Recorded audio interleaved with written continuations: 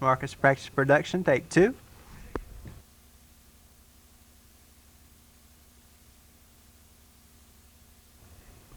Hello everyone, this is Heavy Metal Matt. You are watching Metal Mayhem on QTV, and my guest today is Judas Mark Priest.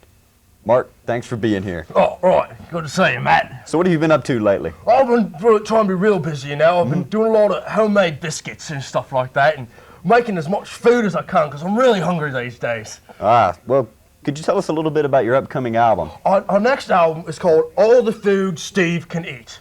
I've got a good friend named Steve, and all I ever hear from him is, I'm hungry and I want to sleep. Well, I can't make his bed for him, so I'm going to make him food. Okay. Well, your name has been in the media a lot lately because of your former manager, Vinny the Pimp. Oh. Vinny stated that you had a heroin addiction. Is there any validity to these accusations? Absolutely not. I've never in my life been addicted to heroin. Crack, on the other hand, is a very good friend of mine. Yeah, okay. Well, your single, Killed My Mom, seems to be filled with a lot of symbolism. Is there anything that you'd like to tell our viewers about the song's meaning?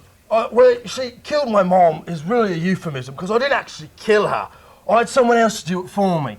The symbolism in the song really goes to show that if you can hide really well and bury your mother in just the right place, you'll never get caught. Okay, well, the video for Killed My Mom was directed by Stephen King. How did you like working with him? I'll never work with the man again. All he kept saying was more blood, and there comes a point where there's been enough. You saw the movie Dracula, right? How much blood can one person have in their body? Yeah, well, Mark, we really appreciate you being here. Really quickly, can you tell us what happened to your arm? Oh, well, this was a result of my little heroin. Oh, I didn't have a heroin addiction, that's right. Now I can't tell you what happened to my arm. Yeah, okay, well, Mark, we're out of time, but thanks again for coming on. Thank you, Matt. It's been a pleasure. And until next time, this is Heavy Metal Matt saying play it loud or don't play it at all. Thank you. This is really fun to be here. Thank you very much. Yeah, well, we really appreciate you being here. Too bad you couldn't get up and do a song tonight. It would have been nice, yeah, I just understand.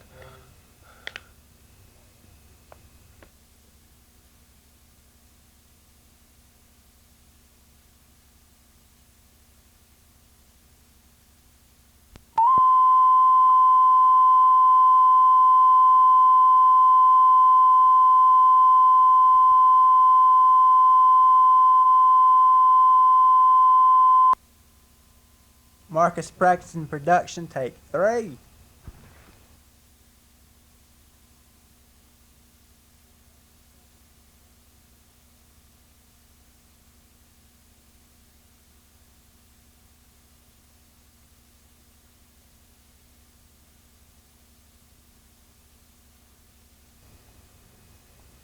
Hello, everyone. This is Heavy Metal Matt. You are watching Metal Mayhem on QTV, and my guest today is Judas Mark Priest. Mark, thanks for being here. How you doing, Matt? Good to see you. So what have you been up to lately, Mark? I've been in and out of the mental hospital, you know. I've had a little problem with multiple personalities trying to come out, at least when I don't expect them at all. Well, could you tell us a little bit about your upcoming album and maybe how that affected it? Well, yes, you see, the new album will be called Reflections on Shakespeare. And we're talking about using the hard metal chords, the heavy metal progression, and going through the works of the world's greatest author ever. Oh, I see. Well, your name has been in the media a lot lately because of your former manager, Vinny the Pimp. Vinny stated that you had a heroin addiction. Is there any validity to these accusations? Oh yeah, I was stuck on every heroin ever. Go through every movie in history, and the leading lady, I was addicted to every one of them. Yeah, okay. Well, your single for Killed My Mom seems to be filled with a lot of symbolism. Is there anything that you'd like to tell our viewers about the song's meaning? Well, you see, my mother was always a very big rival of mine, and I wanted her dresses really bad, so I had to kill her. I wrote a song about it. Yeah, well, the video for Killed My Mom was directed by Stephen King. How did you like working with Stephen? Well, you see, Stephen is one of my favorite writers, and having him direct me in a video, telling me how to play the guitar, was a bitch. Yeah, well, okay. Mark, we really appreciate you being here. Really quickly, before we have to go, could you tell us what happened to your arm? Well, you see, someone asked me this really stupid question, so I hit him with my elbow. Actually, I think he asked me what I did to my other arm.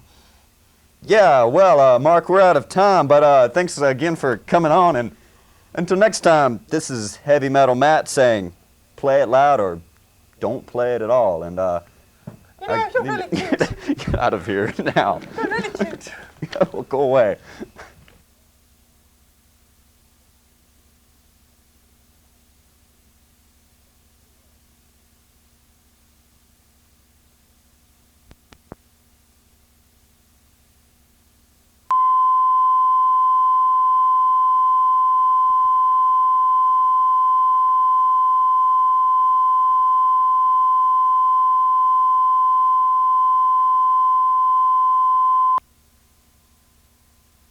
Marcus Practice Production, take 4.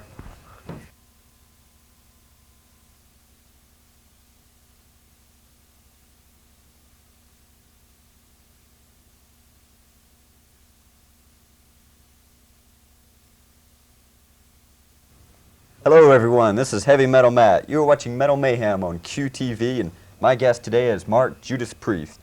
Mark, thanks for being here. It's a pleasure to be here, Matt. So what have you been up to lately, Mark? Well, I've been doing a lot of work, trying to get my health back up for the upcoming album and maybe a tour afterwards that. So could you tell us about your upcoming album? Oh, well, we're trying to keep it real tight under wraps, but I can tell you it's mostly songs about my childhood as I grew up. Not like the last album, but this time dealing more with my father. Oh, okay. Well, your name has been in the media a lot lately because of your former manager, Vinny the Pimp. Vinny stated that you had a heroin addiction. Is there any validity to these accusations? Oh, no, I don't have a heroin addiction. I don't know what Vinny was talking about. Well, I did fire him for various things. Oh, I see. Well, your single for Killed My Mom seems to be filled with a lot of symbolism.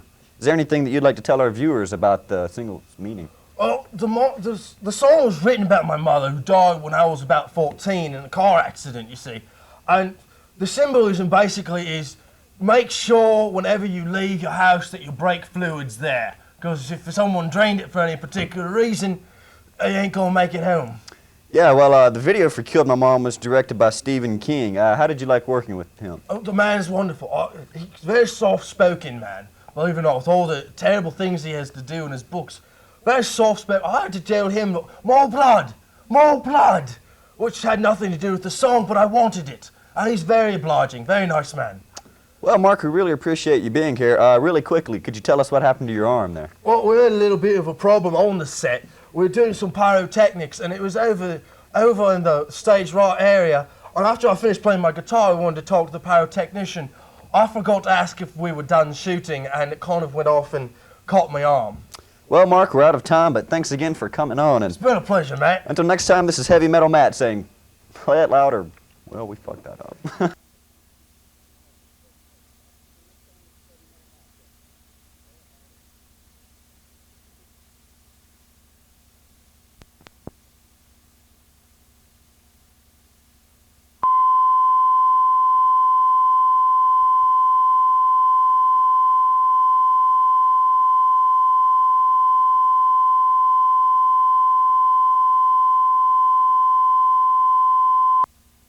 Marcus Practice Production, take 5.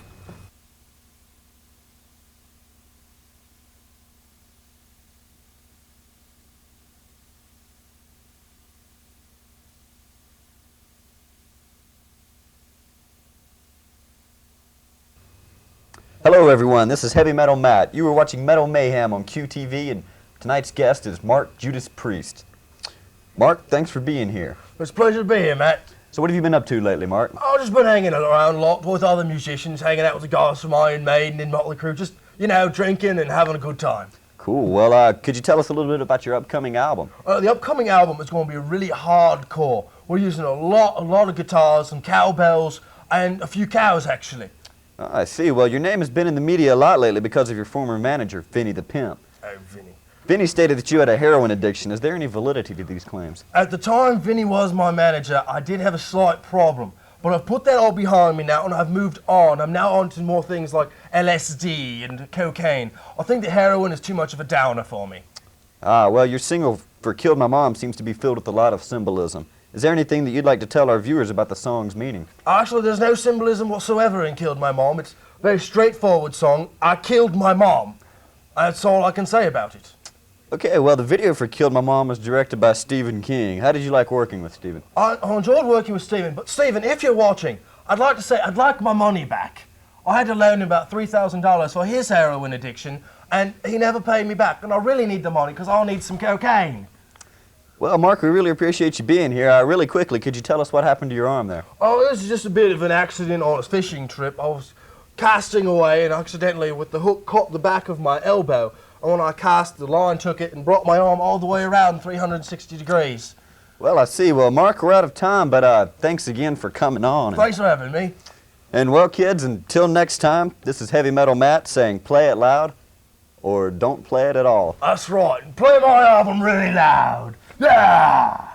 No, it's been a Look, pleasure thanks for being here, coming man. out I here, really man. thank Yeah, you for calling me. I really like your new album. Oh, Wow. no trouble. First day to new lips.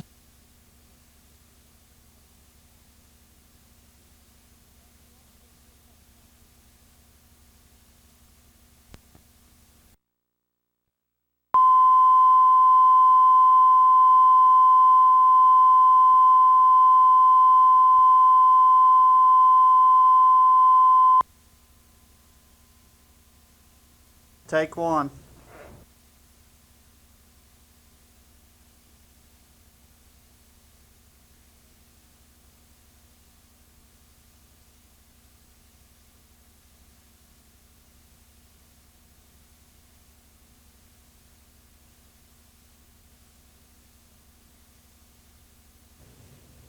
Hello everyone and welcome to Golf Digest Weekly. I am your host, Brendan Big Fish Fisher. Today on Golf Digest Weekly, we will be talking about the drive. You know, my drive over here today was actually quite pleasant. The birds were singing in the trees. But anyway, as you know, in golf, the drive is all about getting the ball from here to there down the greenway. The object is to go from the tee, hit the ball, and hopefully keep it inside the fairway. This is not as easy as Jack Nicklaus makes it look. The first job with coming up with the drive is selecting the club that you want to use. Fred Flintstone chose the Loyal Order of Water Buffalo. For our club, I think what we shall use is something that gets us the length we want, but we must determine the layout of the fairway and the distance of the hole. Today, I decided to use my Big Bertha #1 wood, mostly because it's the only club I have. All right. Now, there are three elements to the drive.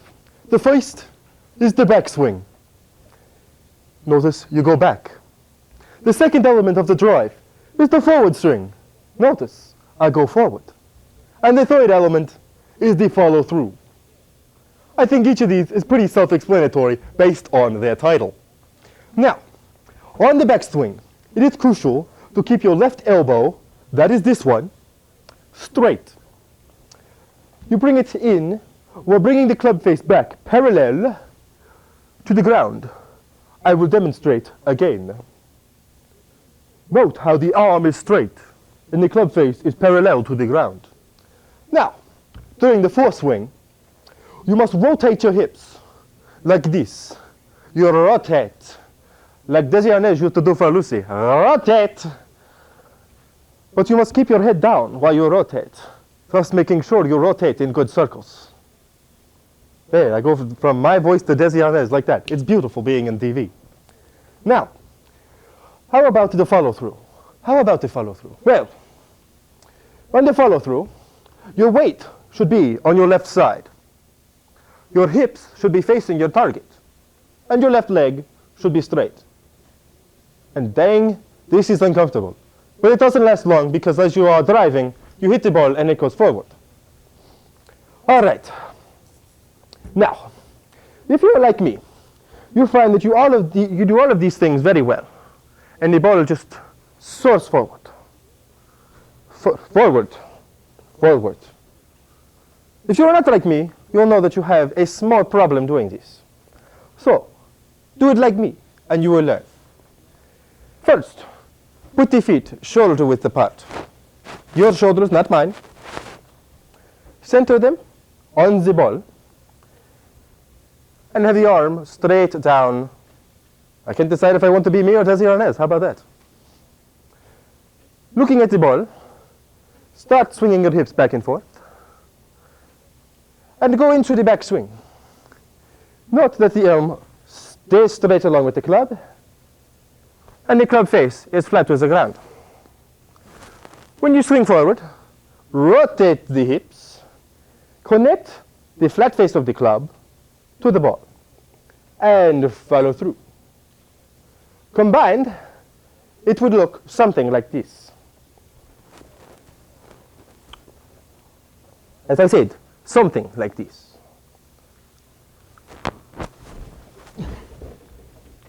Now, if you follow through properly, and remember to hold on to the club, the ball should be sailing forward to the hole. If you find that the ball is not sailing forward to the hole, quickly yell fire. And all members of your golf party will look towards where you have pointed the fire to be. In this case, you can put another ball on your tee and say you are just practicing, and you have not yet hit the ball. Again, let us go through this. You put the feet shoulder width apart, centered on the ball. Line up the club with the left arm straight, right arm bent. For those of you who don't remember your left and your right, remember the L thing. L is left. Of course, for you on TV land, that would be an L, which is my right arm. But that's okay. You know, I think that is enough for today on Golf Digest. I am your host, Brandon Big Fish Fisher, the man who cannot decide on which accent he would like to use. Goodbye, everybody.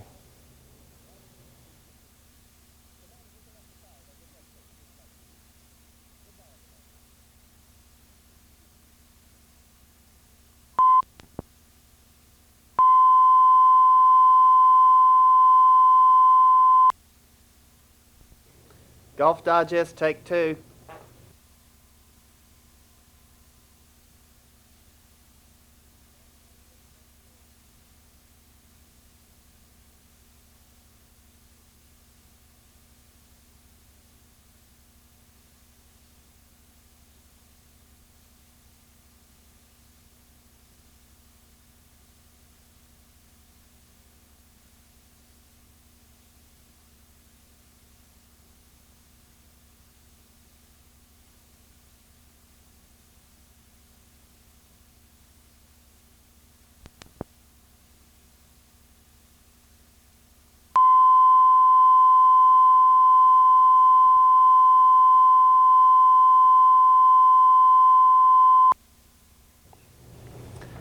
Golf Digest, take 3.